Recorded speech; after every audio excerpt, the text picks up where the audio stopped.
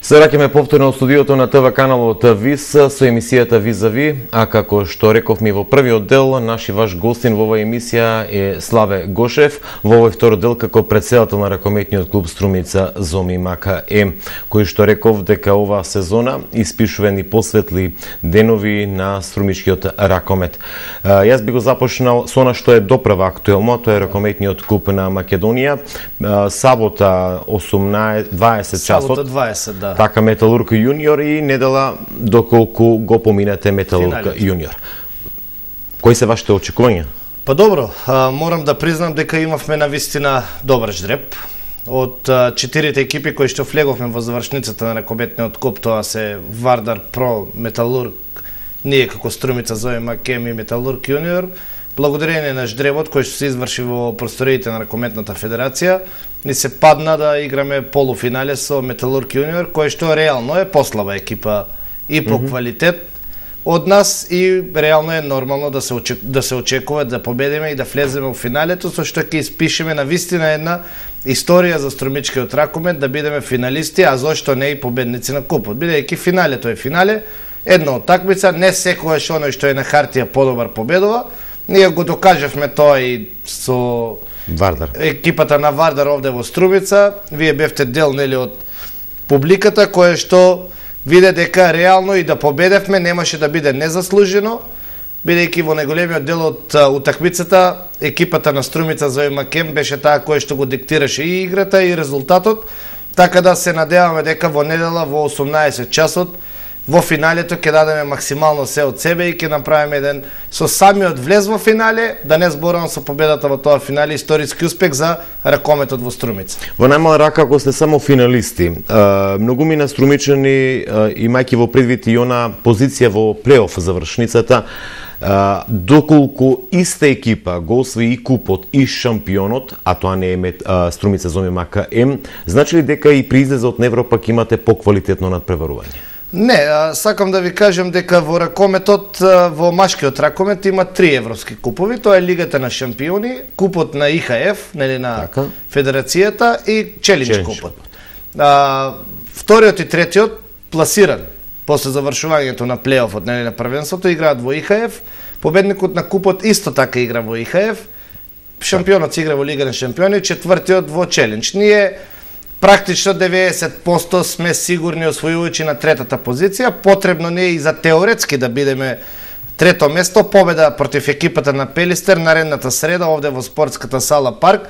Нема причина да се сомневаме, бидејќи во првиот дел ги победевме екипата на Пелистер во Битола со 3 разлика, така да со таа победа ние теоретски ја потврдуваме нашата трета позиција, а и доколку бидеме финалисти или освојувачи на купот, повторно би играле во ИХФ. Во тој дел практично не ни менува многу. Така, ако го освоите куп титулата, можно е... Да, ако ја освоиме куп титулата, значи повторно играме во ИХФ, сега се некако шансите за шампиони ни се помали, а и ги немаме тие реално амбиции, затоа што, иако е спортски да се надевате, треба реално да кажеме дека во моментот Металург и Вардар се ракометни гиганти по буџет и по квалитет, по ростер на играчи и така натаму, така да тоа реално трето место кое што јас го зацртав како председател заедно со управата на почетокот на оваа година, мислам дека реално ќе го ствари. Така, баш и тоа ми беше зборот, она што го ветивте на самиот старт од сезоната, некако, односно веќе се исполнува, начекор сте до освојување на таа трета позиција, но иако има уште да се игра и можни се изненадувања и до крајот на шампионатот. Вардар еве, на пример. Да, има уште 4 кола до крајот на шампионатот. Но сакав да кажам дека Вардар, на пример, извлече едно реми овде во Струмица, иако можеше да биде и поразен. Лесно можеше да биде непоразен и тоа немаше да биде незаслужена наша победа. Така. Добро, за и околу состојбите во ракометниот клуб Струмица Зоми МКЕ би сакал да поразговараме. Знаеме дека екипниот спорт бара средства, успевате ли да ги обезбедите тие средства, колку ви се потребни, има ли струмичкиот бизнис сектор слух за вложување и инвестирање во струмичкиот спорт и каде ни оди струмичкиот спорт, вклучувајќи го тука и ракометот? Па добро, јас кога бев кандидат за пратеник, значи не се уште пратеник, имав една средба со спортистите во Струмица во кое што ветив, тоа беше дел од моето предизборно ветување, дека доколку ВМРО ДПМН победи на овие избори, јас станам пратеник во собранието, дел од моето време ќе го потрошам околу афирмација на стромичкиот спорт. Јас имам една сосема друга девиза, а тоа е дека секој човек кој што се бави со политика, треба да се бави со општествено одговорна работа. Спортот е дел од таа општествено одговорна работа. Работата со невладени организации, помош на социјални структури и така натаму, се дел од нашата општествено одговорна работа. Најлесно е вие да бидете политичар кој што е недостапен до луѓето, кој што гледа само она професионална пратеничка работа и сето друго да кажете дека многу е тешко да се соберат средства, па знаете како е времето и така натаму. Практично на тој начин да ги избегнувате овие општествено одговорни работи. Не, јас напротив, влегов во ракометот затоа што ракометот е мојот спорт. Тесно поврзани со мојата фамилија, сум играл ракомет, а и клубот беше во ситуација која што имаше управа со која што може лесно да се договориме. Уште на самиот влез во тој клуб не настапевме амбициозно. Влеговме пред година и пол, 8 место, 2 лига, практично невозможна мисија, потребно беше сите победи во вториот дел, меѓутоа кикс на Охрид на одредена друга такмица. Доведовме засилување, направивме добра екипа, ја завршивме онаа основна цел, влеговме во првата лига. Кога влеговме во првата суперлига, јас повторно си дадав високи задачи, а тоа беше усвојување на 3-то место и излез на стромичкиот ракомет историски прв пат после 50 години, 60 од функционирањето на ракометниот клуб во Струмица на европската сцена.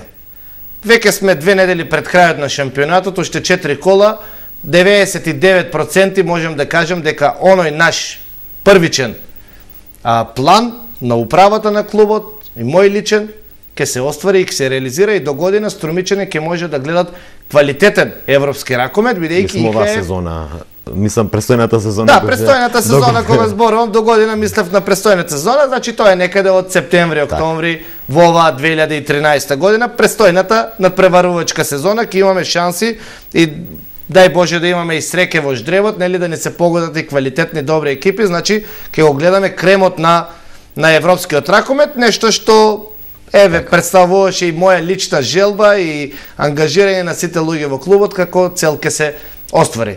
Околу средствата јас можам да кажам дека навистина е тешко собирањето на финансиски средства, бидејќи знаеме ситуацијата каква е, имавме најголемата светска економска криза и нерадо секој вложила во инвестиција од кој што реално нема некој бенефит. Освен она реклама, негово лично општествено однесување и така натаму. Меѓутоа, зошто јас се нафатив за спорт? Значи, бидејќи сакав да дадам допринос во развојот на заедницата. Можев да соработувам со одредени други невладени организации и така натаму. Меѓутоа, спортот е она што според мене е најплеменита работа споредна во светот. Јас цело свое време, кој што сум го потрошил на ракометот, кој што сум вложил и труд и средства и така натаму, се паѓа во вода, кој ќе одите на еден тренинг, ќе видите 50 дечиња на 10-12 годишна возраст со каков жар, желба тренираат. Значи да ги оттргнеме децата од компјутерите, да ги оттргнеме од пороците на новото време, да ги внесеме во спортските сали, тоа е стратегија на владата на ВМРО ДПМН, која што јас апсолутно ја поддржувам. И затоа се изградба на такви спортски центри. Да ги внесеме во спортските сали. Не дека сите тие ќе станат играчи. Тоа е нормално дека нема да станат. Од секоја генерација ние да вадиме по 2-3 е огромен успех. Меѓутоа, спортот прво ги социализира самите млади, знаат да доживуваат и победи, меѓутоа знаат да претрпуваат и порази, знаат да се бодрат еден со друг кога им е потребна помош и сето тоа нема цена. И затоа јас и понатаму продолжувам да работам во спортот, бидејќи тоа е нешто кое што јас сум убеден дека без разлика дали луѓето се одредени партии, политички и така натаму, никој нема да каже дека е лоша работа. Туку напротив, нешто кое што е традиција, треба да прерасне и понатаму. Дека секој кој што се бави со политика и кој што има општествено одговорна функција, мора да допринесе нешто за или за спортот, или за нешто општо корисно, кое што ќе остави трага понатаму. Функцијата е менлива работа. Вие сте пратеник сега, утре не сте. Меѓутоа, никој не може после 5 или 10 години да каже дека, не знам, Ванчо Таковски во негово време е направен стадионот и Беласица бил вице-шампион. Каде е сега Беласица? Тоа е срам за струмичкиот спорт. Исто така го зборуваат и за мене, меѓутоа тоа не го правам за да го зборуваат за мене. Тоа е за да покажам дека ние имаме поинаков принцип и начин на работа. Дека вложуваме и тогаш кога не се избори и кога не е изборна година. Јас имам среќа да соработувам со компании кои што досега според она што сме договориле го исполнуваат во целост. Меѓутоа сакам да кажам нешто друго, кое што е многу поважно. Ние како општина треба да направиме стратегија за спорт. Ние немаме општинска стратегија за спорт. Ние треба да знаеме што сакаме. Ние не можеме да имаме врвен спорт во сите спортови. Моментално, онака како што се распределуваат тие и така скромни средства за спортот од општината, се исклучува за масовен спорт. Значи, јас сега ќе дадам на секој клуб, па знаете како, мир во куќе. Тоа е вред, тоа никој не го оспорува. Меѓутоа, ние мораме да имаме одредени средства за врвен спорт. Се разбира, се знае кои се врвните спортови. Кошарка, одбојка, ракомет, фудбал. Ако ја имаме трагедијата со Беласица, која што, повторно ќе кажам, е срам за Струмица, она што денеска се случува, барем онаму каде што имаме услови да инвестираме како општина. И да одредиме два спорта во кои ние треба да имаме или прваци или меѓу првите 3 екипи кои што ќе излезат на европска сцена. Ако се одлучиме тоа да бидат ракометот и одбојката, јас немам ништо против. Бидејќи стратегијата треба да ја правиме заедно. Ако се одлучиме, не знам, за фудбал и кошарка, исто немам ништо против. Меѓутоа треба да видиме скаде со најмалку вложени средства можеме да постигнеме најдобар резултат. И тоа да се направи како една стратегија и за умасовување на спортот, меѓутоа и за врвен спорт кој што ќе препознае македонската и струмичката јавност она што ќе го работи општината. Ние моментално сме општина која што има едно од најголемите буџети во Република Македонија, најмалку пари се издвојуваат за спорт. За жал, тоа е така. Ние во програмата која што имавме двојно зголемување за спортот. Имавме точно расчистување што значи врвен спорт, што значи масовен спорт. Еве јас ќе ви кажам за ракометот. Значи екипата на Струмица Зои Макем годишно чини некаде од 7 до 8 милиони денари, кои што не се мали пари. Моментално општината партиципира некаде со 10 до 15%. Меѓутоа без партиципација на општината со 30 до 40% од вкупната сума, ние многу тешко ќе размислуваме за унапредување на екипата, за доведување на нови играчи, за посилни играчи, за да видат спортската јавност во Струмица нови имиња, поквалитетни ракометари и така натаму. Сега ние повторни за догодина, ако остане како што е така ситуацијата, ќе размислуваме во тој план. Задржување костурна екипа, промена на неколку играчи, меѓутоа не можеме да се чувствуваме малце послободно, како би платиле поскапи играчи кои што би ги довели и кои што би го подобриле квалитетот. Имаше еден проект кој што го почна општината, тоа беше околу данокот на имот, поголемите даночни врзници да го предаваат на спортските клубови, за жал тој проект се укина. Значи повеќе не функционира, се вратија парите во општинскиот буџет и јас мислам дека она како што сега се одвиваат ситуациите, ќе имаме само адхок растови на одредени екипи, кои што ќе трае 1 до 2 години, кои што ќе бидат на милост и немилост на одредени луѓе кои што ќе сакат да вложуваат во тој спорт, меѓутоа ќе немаме трајно решавање на не би го рекол јас проблем, туку некаква стратегија и визија за што понатаму со струмичкиот спорт. Спортот е секогаш најдобриот амбасадор и на државата и на општината.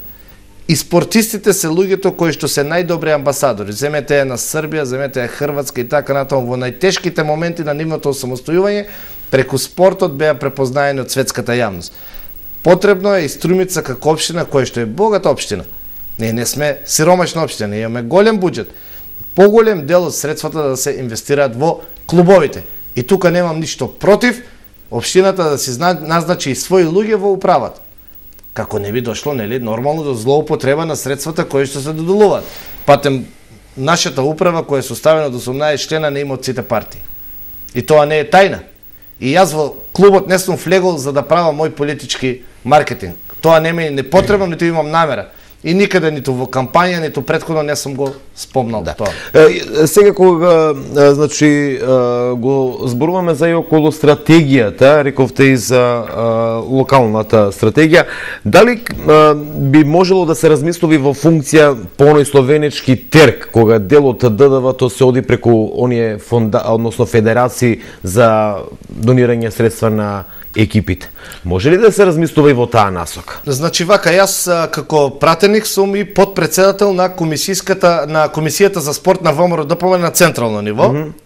И сега многу наскоро ќе имаме измени на законот за спонзорство и донација и ќе имаме планирано и одредени измени на законот за спорт.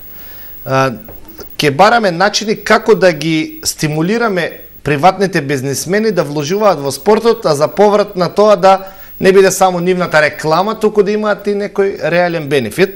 Дали тоа ќе биде словенечкиот, хрватскиот модел или некој друг модел од западноевропските земји, во секој случај ќе има одредени измени. Не сакам да преюдицирам, не сакам да откривам некои работи за кои што немам ни ингеренции, меѓутоа и не сакам пред време да ги спомнувам. Меѓутоа се работи на тој дел. Така да бидејќи вообичаено мислам во целава Македонија спортските клубови кубурат со средства. Тоа сакав да го знам. Тоа е да. Меѓутоа знаете како, пак од друга страна државата сака да се заштити самата себе. Ако пуштиме многу слобода, тоа не ретко знаеше и во минатото да биде злоупотребено. Така да мора да се направи некој компромис помеѓу интересите на клубовите и бизнисмените, меѓутоа и заштитата на државата. Така, имајќи во предвид дека добар дел од играчите на Струмица Зомима Кем им завршува договорот овој месец. Да. Ќе остане ли овој костур на тим после завршувањето на сезоната или веќе размислувате на... Не, значи вака, со сите играчи, јас бидејќи ни беше прва година во првата Суперлига и на многу работи се учевме. Практично бевме пионери во таа работа. Подпишавме исклучиво на една година и практично од 1 јуни сите играчи се слободни. Немаат никакви обврски спрема клубот, ние немаме никакви обврски спрема нив, се она што сме се договориле исплатено, останува само нели она последна плата што е нормално треба да се зема после завршувањето на првенството, така да сите играчи се слободни. Меѓутоа Струмица Зомима Кем е клуб кој што функционира на принцип на доверба, на колективен дух и на она што е кажано да биде сторено. Јас со сите играчи с кои што разговаравме, им ветивме она кое што е реално. Ниту јас можам, како председател, ниту луѓето кои што се во управата да ветуваат плати од 5-10 илјади евра, ниту пак сакам луѓето да играат без пари. Затоа што врвен спорт без пари нема. Времето е завршено. Кога некој играл од љубов спрема мене, спрема клуб и така натаму. Меѓутоа сето она што кое што јас се договорив со сите играчи, кои што се 10 од страна, до денар им е исплатено и испочитувано од моја страна. И мислам дека тој начин на работа кај нив вроди со доверба спрема мене и спрема управата на клубот и клубот. И мислам дека најголемиот дел од нив ке имаат и сами желба да останат. А исто така и ние размислуваме некаде после 20 мај да ги почнеме преговорите најпрво со сите играчи кои што се тука. Да видиме значи кој од нив какви размислувања има, со кои ќе потпишеме, па понатаму да видиме дали ќе дојде до некои замени на играчи, доведување на нови. Меѓутоа во секој случај прво ќе се разговара со 10 играчи од страна кои што се моментално оваа година, бидејќи нема зошто да не сум задоволен од нивната игра и залагање. Со оглед дека низ медиумите се појави информација дека постои можеби, односно интерес од сега можеби ќе сгрешам, дали од Кувајт или Египет, кај беше Катар. Од Катар, интерес за 20 играчи од ракометниот клуб Струмица Зомима Кем. Значи имаше одредени менаџери кои се интересира. Па тоа сакам да прашам дали останува костур од претпоставка. Веројатно дел од играчите затоа што има многу успешна сезона ќе имаат и понуди. Јас ќе бидам најрадосниот ако тие си најдат клуби во кои што ќе заработуваат двојно, тројно повеќе отколку што заработуваат во Струмица. Меѓутоа мислам дека најголемиот дел од играчите кои што оваа година се во Струмица Зомима Кем Ке разговараме, мислам дека ќе останат. За оние кои што ќе заминат, се разбира дека е нормално да најдеме и соодветни замени. Предпоставам дека и до вашите уши стасала она гласина дека во моментов првиот тим на Струмица Зоми Макем е исклучиво со странци. Предпоставам дека и тоа го слушате, дека нема ниту еден струмичанец во тој прв тим. Има ли шанси наскоро да дојдат деца кои што ќе бидат носители на играта на Струмица Зоми Макем или се уште е рано во тој процес? Да не ги смешиме работите, во првиот тим има 5-6 играчи од Струмица, во првата седморка нема. Во првиот состав кој што вообичаено е излего. Видете сега, значи ракометот во Струмица има една пауза од 10 години. Оние последни така вистински успеси на струмичкиот ракомет се биле некаде 2000, Супера 2002, 2003 и тоа е генерацијата на Пандев, Василев, Трендафилов, Маријан Андонов и така натаму, кои што значеа нешто во струмичкиот, меѓутоа значеа исто така и во македонскиот ракомет. После нив ние немаме нова генерација на играчи. И таа пауза од 2003 до пред една година се го прави своето. Не имаме наши деца, јас така слободно ги крстувам наши деца, меѓутоа тие се за до втора лига 8 место. Значи треба да се работи. Значи не само што треба да се работи, треба да се донесе квалитет ако сакавме да имаме успех. Сега, која е придобивката и на тие играчи, меѓутоа и на младите генерации? Значи ние прво немавме никакви школи. Сега веќе имаме 3 групи од младенци, кадети, пионери. Така. Кои што тренираат со двајца тренери. Второ, оние сите деца кои останаа во клубот се видно напредени, бидејќи работат со луѓе кои што се вистински професионалци и значат нешто во македонскиот ракомет. Не е исто да тренирате со еден Пецаковски, Везенковски, Колев, Милосавлевич и така натаму и да тренирате сами меѓу себе. Значи прво тие не се однесуваат така лагодно и слободно спрема нив на тренинг, туку им намерно, нели, им одат и поустро и така натаму. И затоа јас за една година гледам еден виден напредок кај 4-5 наши играчи. Имаме еден кадетски репрезентативец, се надевам дека во наредниот период ќе коптираме неколку млади играчи од младинската школа со првата екипа, 1 до 2 веќе тоа го направивме, како би можеле побрзо да напредуваат, бидејќи тренинзите кои што ги имаат со младинците не се исти со тренинзите кои што ги имаат со првата екипа. И ништо преку ноќ не бидува, најмалку во спортот, зборувам за стварање на играчи, и целта ни е ако имаме неколку годишен ваков континуитет на работа со силна прва екипа, дека ќе имаме и неколку добри играчи кои што ќе излезат од Струмица. Без силна прва екипа вие немате ниту школа, немате ниту добри младински категории. Да, добро, имајќи во предвид пак и предизвикот е огромен, ако се освои тоа трето место, а каде што 99% сте сигурни во тоа трето место и излегување во ракомет Европа, предпоставам дека ќе размислувате на еден силен и квалитетен состав, да не биде лесен залак за противниците од Европа. Апсолутно, значи, јас како што реков и претходно, значи ќе разговараме ние со костурот на тимот кој што е оваа година, меѓутоа планираме доведување на уште 2-3 играчи. Нови играчи, со што би добиле прво поголем ростер на играчи, значи подолга клупа, бидејќи вие сте сведоци дека практично 8 до 9 луѓе сега играат. И сега тоа е разликата. Јас слободно можам да кажам, слободно, дека првата седморка на РК Струмица Зоми Макем не е ни најмалку понеквалитетна од Вардар и од Металург.